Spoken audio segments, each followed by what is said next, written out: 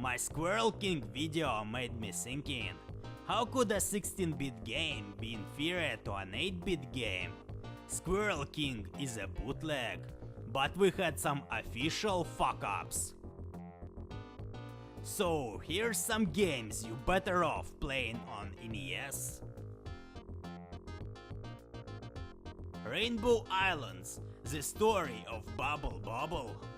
Sega Genesis game isn't too bad, controls are fine and it's playable, but this graphics is not 16-bit graphics.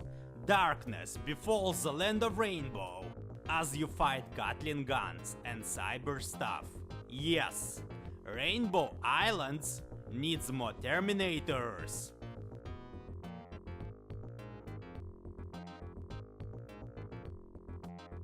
Flintstones. This isn't a port, just a series of games based on the same IP. I wouldn't compare such games in general, but it is clear one game is a clone of another. 16-bit version came out inferior. Realistic look ruins cartoony feel. No special abilities, no diverse stages, very little secrets. I was so bored I fell into a pit to discover a minigame. Guess what? I've been jumping inside every pit looking for secrets, because there is not much else to do.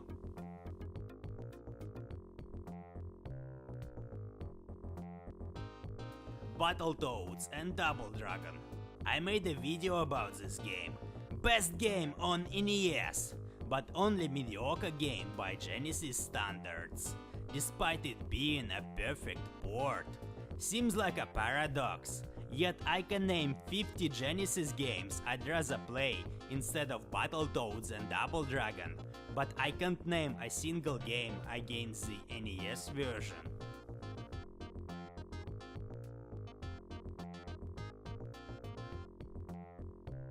Batman: Return of the Joker.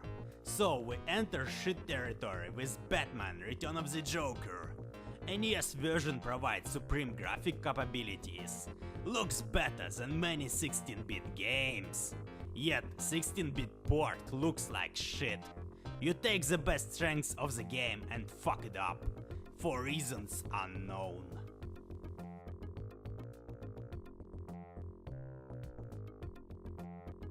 Teenage Mutant Ninja Turtles Tournament Fighters.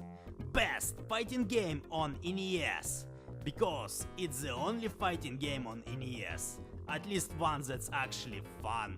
We had two 16-bit ports, each game is unique, as if made by different teams, and Genesis version sucks the most.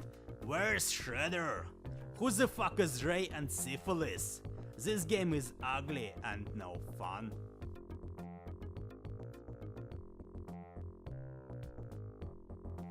Ariel, the Little Mermaid. Same deal as with Flintstones. Not the same game, but similar enough for a direct comparison. Both games share a property of being short and easy. I really wish NES game was a little bit longer. But I can't say the same for Genesis version, because it's terrible and I had enough of it.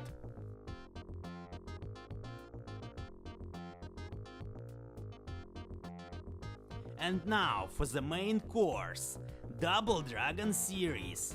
As NES games strive for better with each game, Genesis ports get worse and worse. This shit is so ugly. Ugliest games on the list, but Double Dragon 3 takes the cake.